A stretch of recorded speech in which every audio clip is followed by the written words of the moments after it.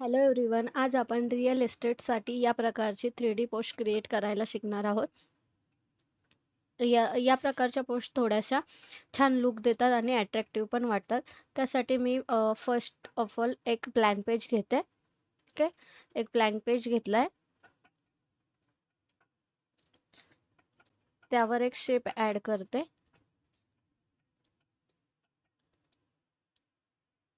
ते शेप असा ऍडजस्ट करून घेऊया. ओके, त्या शेपला फिल ग्रेडियंट देऊया. ग्रेडियंट फिल देते.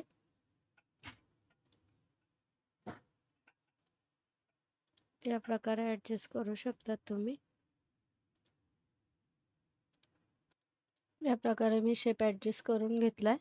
ठीक आहे, ग्रेडियंट फिल दिलाय. त्याला ग्रेडियंट फिल देण्यासाठी इथे काही ग्रेडियंट आहेत खाली, त्यावर क्लिक करून इथे colours add a new colour मध्ये गेला तर तुम्ही इथे ग्रेडियंटचे कलर चेंज करू शकताय. ठीक आहे, इथून चेंज करू शकताय आणि इथून हवा तो इफेक्ट ऍड करू शकताय.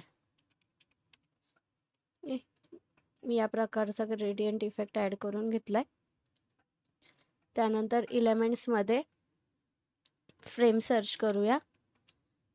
फ्रेम इंस्टाग्राम, त्यामध्ये फ्रेम्स मध्ये ही फर्स्ट फ्रेम मी ऍड करते. पेजवर ऍडजस्ट करून घेऊया. त्यानंतर क्लाउड बॅकग्राऊंड सर्च करूया. भरपूर सारे क्लाउड्स इथे तुम्हाला बघायला मिळतील. की फोटोज पण आहेत अवेलेबल.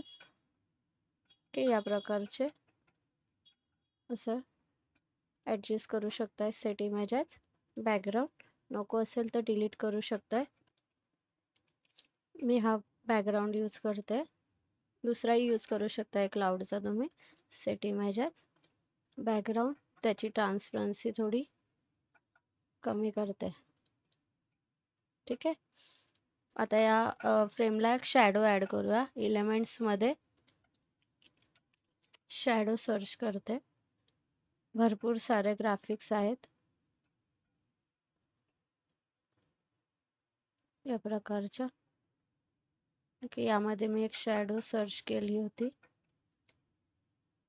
रिसेंट मध्ये असेल ती माझ्या.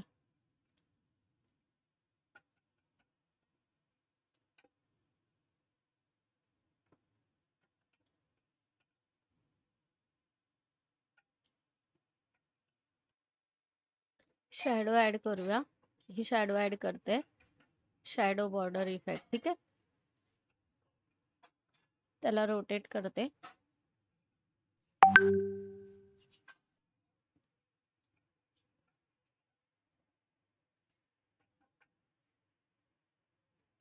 अशी या प्रकारे फ्रेमच्या साईज मध्ये ऍडजस्ट करून घ्या आणि तिला backward position, send to back. त्याला लॉक करूया थोडा वेळ.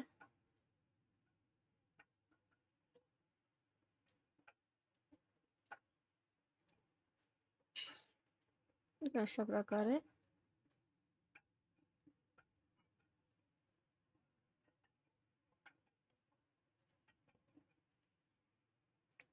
पुन्हा ऍड करते.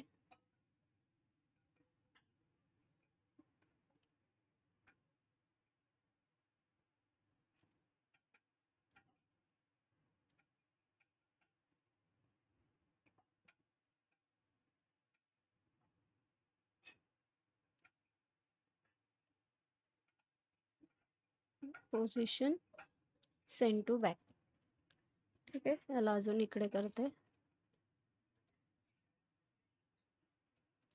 या प्रकारे थोडा 3D लुक येतोय त्यामुळे त्याला. त्यानंतर एलिमेंट्स मध्ये बिल्डिंग सर्च करते. हा इमेज यूज केलाय. याला लॉक केलं होतं, अनलॉक करते फ्रेमला. हा ऍडजस्ट करते. याच्यात थोडा मोठा करूया आणि हा पोझिशन असं सेट करूया. बिल्डिंगचा थोडा पार्ट वरती क्रॉप झाला पाहिजे. ठीक आहे. त्यानंतर पुन्हा एलिमेंट्स मधून त्याला लॉक करून घ्या पोझिशन, नाहीतर तो फ्रेम मध्ये इमेज जातोय पुन्हा. बॅकग्राऊंड रिमूव्ह करा, क्रॉप करा. जेवढा आपण पोझिशन वरती त्या इमेजचा हाईड केला होता तो इथे असा ऍडजस्ट करून घ्या. ठीक आहे.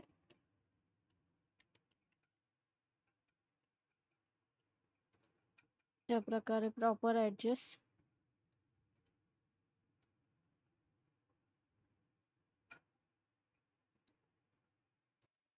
या प्रकारे आपला 3D इमेज रेडी झालेला आहे. ठीक आहे. त्यानंतर टेक्स्ट ऍड करायचं आहे आपल्याला.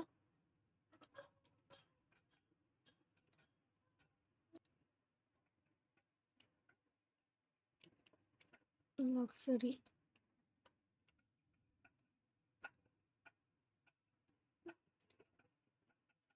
फॉन्ट यूज करते पॉपिन्स. ठीक आहे. बोल्ड इफेक्ट काढूया.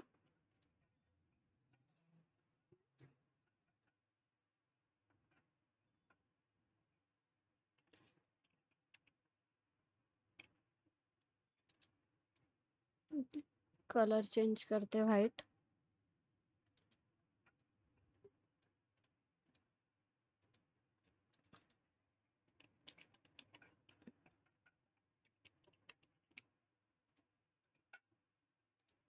याला पण सेम पॉपिन्स फॉन्ट यूज करते. याला ऍडजस्ट करूया साईज याची. या प्रकारे साईज ऍडजस्ट केली आहे. लक्झरीची 41 आणि अपार्टमेंटची 61 ठेवली आहे. ठीक आहे. पुन्हा इथे एलिमेंट्स मध्ये जाऊन शेप घेते.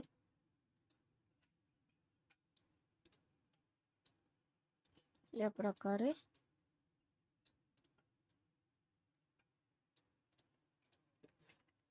त्यावर एक टेक्स्ट कॉपी करून ठेवला आहे मी.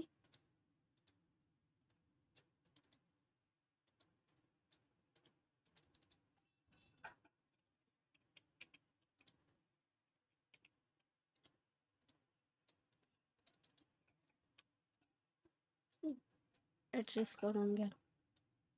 हे तुम्ही तुमच्या हिशोबाने टेक्स्ट ऍड करू शकता.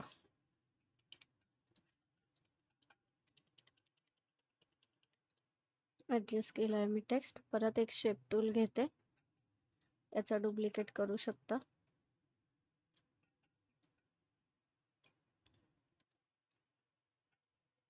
पुन्हा एक टेक्स्ट बॉक्स घेऊया.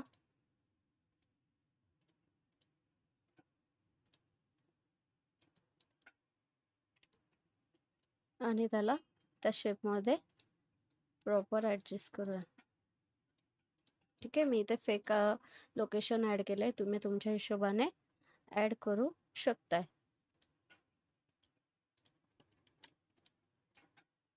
इथे कॉन्टॅक्ट नंबर ऍड करू शकताय. इथे साईडला जर तुम्हाला लोगो ऍड करायचा असेल तर इथे साईडला कुठेही क्लायंटचा लोगो ऍड करू शकताय. ठीक आहे. या प्रकारे आज आपण शिकलो की कॅनवा मध्ये 3D एजन्सीसाठी, रिअल इस्टेटसाठी पोस्ट कशा क्रिएट करायचा. व्हिडिओ जर इन्फॉर्मेटिव्ह वाटली असेल तर चॅनलला लाईक अँड सबस्क्राईब करायला विसरू नका. Thank you so much.